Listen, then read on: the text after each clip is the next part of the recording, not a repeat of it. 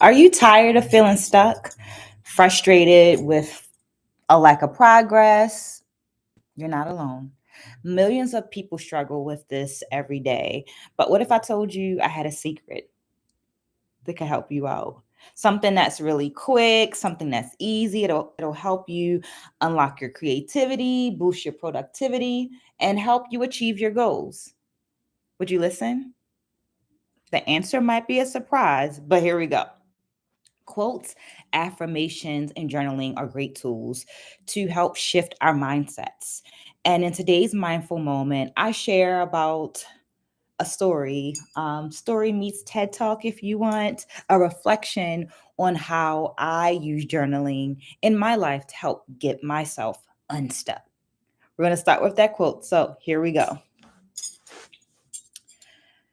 You are embodied knowledge. Now, I can take credit for those wise words. They're actually coming from the very wonderful, the very wise Dr. Halifu Osumari. But here's three things I want you to remember. Number one, look right here, not over there. Number two, we are the help that we need. And number three, use and then reinforce your community. My name is Maya D, and I'm a storyteller. Couldn't get the word out. I'm a storyteller by trade. I share stories through dance, and in more recent times, I've done so through writing, most of which has come from, surprise, my journaling. Because journaling encourages that creativity as well as self reflection. As a child, my mother actually started my journaling journey, because she told me to go write it out before I came to speak with her. And while she didn't use the words that felt that nice or as succinct as how I just put it, the impact was the same. The benefit was the same. She and I ended up having better communication because I was able to write out my feelings, relieve some of that angst, that stress before we had the conversation. So I wanted to share one of my adulthood reflections with you right now. Feel free to press pause if you're watching this on the replay. Or continue to do whatever you're doing and just listen to this in the background. Either way, I encourage you to ask questions because the idea is that sharing is caring. And I've actually been sharing 30 days now, right? This is video number 30 of this 30-day collection of me sharing these reflections, with the idea and the intention that as I share my reflections and so forth, maybe it encourages you to ask a question or to share something, and that we collectively grow into better people. So as we jump into this reflection, I want you to remember that these are coming from my journals. So they're not elaborate works of art. They're just an intention to share insight into how I view journaling in my life and what it's illuminated for me, so that maybe it helps you out too. So I offer this reflection to those who feel like they need to get unstuck. I'm not quite sure if I can name the one thing that got me sealed in this prison. I can only feel the pressure of my aching shoulders, the pressure I felt in my rapidly beating heart, the pressure in my head. I felt mentally and emotionally stuck, which led me to being physically stuck in a chair for several hours. Like many, my life is dynamic, meaning there are days that are very good and then there are bad days. But for some reason, I forgot about the super lows. At that moment, I felt like everyone was moving forward in their lives. But for whatever reason, I was just stuck. Due to that forgetfulness, I couldn't remember any of my old strategies that might help me shift myself into a different state to move forward. No, actually, I did try them. I counted my blessings. I even turned on some music and attempted to dance, but nothing seemed to work. Number one, look right here, not over there. The grass is only green on the other side when you stop watering your own. I remembered an exercise reference from an interview I did with Akosua Akoto. At the time of the interview, Okosawa mentioned the need to change the movement program about 4 weeks in because the body would get used to it and no longer grow from that movement practice. My body, my life was used to my program, and therefore it needed to change. Then I heard the voice of one of my sister friends, Dawn Walton. What are your goals and how are you measuring them? I went back to my journal and I asked myself, what do you need to grow or move forward? Because the grass is only greener on the other side when you stop watering your own. I realized that I needed to pour into myself in a different kind of way. Number two, we are the help that we need. I needed a more calculated way of pouring into myself. So I began asking myself, what do we need to move forward? And that helped me to create my goal.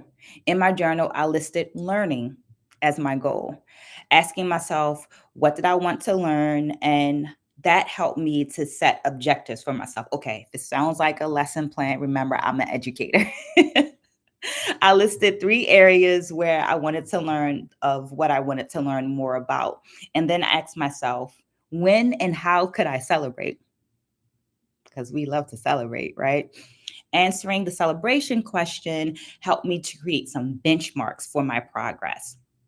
Now, once you decide to focus on creating or living that life of your dreams, the world around you is going to change. It's going to. One of the things that I noticed about the change was whom I wanted to share this information with. I only wanted to share it with a selective group of people, a very specific group of people. And I found that when I shared my progress, these exchanges were super beneficial to my next steps. Number three, use and reinforce your community. In my exchanges, I noticed that I had access to a wealth of knowledge just in that small circle of people that I was engaging with, right? More importantly, I noticed the relevancy of their comments. The knowledge that came from my community was easily digestible and it was centered uh, in a way that was beneficial to my growth and directly affected the health and the sustainability of my community. Be like that. I was far from alone. I had an exceptional group of creative women around me that inspire me, encourage me, and support me. Erin Pompa of Dancepreneur Academy became one of my Northern stars. I actually met Erin during our graduate studies, and I'd kept up with her via social media just to see things that she was doing in the dance world. And it came to me like, ta-da! Investing in Erin seemed like a no-brainer since joining her program, her Dancepreneur Academy, was also an investment in learning and development. So, how do you get yourself unstuck? I began by asking myself a couple of questions. And those questions can be things like, what makes you happy? How do I define success? What's something that I want to do? What prevents me from doing what I want to do? So, in the wonderful words of Dr. Halifu Osumari, you are embodied knowledge. Look right here, not over there. We are the help that we need. Use and then reinforce your community. Quotes, affirmation, and journaling have been my tools to help me shift my mindset. And I've included some links to affirmation and journals in the details below. Remember to check them out. While I'm certainly certified as a master in my own life, I'm very clear that I do not have the answers for every single one, right? Every single answer there is. But I'm including an additional resource in the details below. As a bonus, here's a journal prompt. How do you define success? Now, feel free to leave your response in the details below or just a book emoji so that I know that you joined me for today's video. I hope you enjoyed this story time. yeah, my mother is has been great, and I'm really thankful to her for introducing me to the therapeutic qualities of journaling, because it's how I've made it through some challenging times, and just remembering that life, yeah, has its ups and downs. I believe in sharing my stories, because I feel like it's a way to maybe answer somebody else's question, or maybe it just allows someone to know that reassurance that they're not alone. So I've committed to sharing for 30 days, like 30 semi consecutive days, right? And I'm going to pick this process back up soon. So make sure you stay tuned. Make sure you like this video and subscribe if you like this video or found it interesting in any kind of way, because this is a journey. It's a journey that I started about 4 years ago, in this pain. I've been journaling for many years, but